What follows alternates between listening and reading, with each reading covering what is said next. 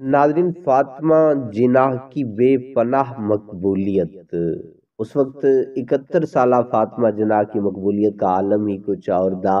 جب فاطمہ جناح صدارتی انتخاب کی اپنی مہم کی ابتدائی سرگرمیوں کے لیے ڈھاکہ گئیں تو کم از کم 2.5 لاکھ افراد کے پرجوش ہجوم نے ان کا استقبال کیا، جبکہ ڈھاکہ سے چٹاگانگ تک کے 293 میل طویل راستے پر ملین لوگ ان کی جھلک دیکھنے اور ان کی حمایت و یکجہتی کے اظہار کے لیے موجود رہے۔ جس ریل گاڑی پر وہ سفر کر رہی تھیں وہ اپنی منزل پر اس لیے 22 گھنٹے کی تاخیر سے پہنچی کیونکہ ہر سٹیشن پر کوئی نہ کوئی مداح یا حامی زنجیر کھینچ دیتا اور ان سے خطاب کی فرمائش کی جاتی۔ اسی ہجوم نے انہیں مادر ملت کا لقب دیا۔ نصیر احمد سلیمی کے مطابق کراچی 1964 کے نشتر پارک میں فاطمہ جناح کے جلسے کے وقت حکومتی جبر کا عالم یہ تھا کہ کوئی اخبار جلسے کی خبر تک نہیں چھاپ سکتا تھا۔ وہ کہتے ہیں کہ کسی ٹینٹ ہاؤس یا ڈیکوریشن کے ادارے کو اجازت نہیں دی کہ جلسے کے انتظامات کے لیے کرسیاں،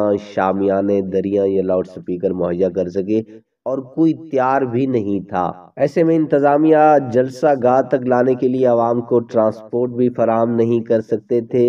مگر مقبولیت کا اندازہ اس بات سے لگائیں کہ ان سب کے باوجود نماز عصر تک ہی پورا نشتر پارک اور آس پاس کی گلیاں عوام اور ہجوم سے بھر چکی تھیں۔ جب مادر ملت کی گاڑی جلسہ گاہ کے قریب کی گلی میں پہنچی تو ان کی گاڑی کو طلباء نے اپنے کندھوں پر اٹھا کر سٹیج تک پہنچایا تھا۔ جلسے کا کل خرچہ اس وقت 1200 روپے تھا، مگر ایک ادارے نیشنل ٹینٹ ہاؤس نے محض 4 آنے کا خرچہ منتظمین سے لیا تھا۔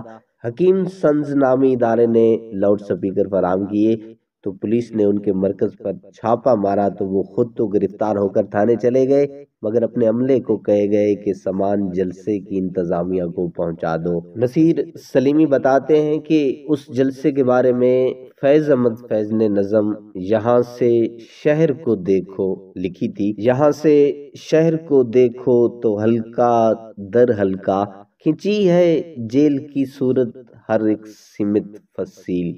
ناظرین، اس کہانی کے بارے میں ایک کومنٹ ضرور دیجیے گا۔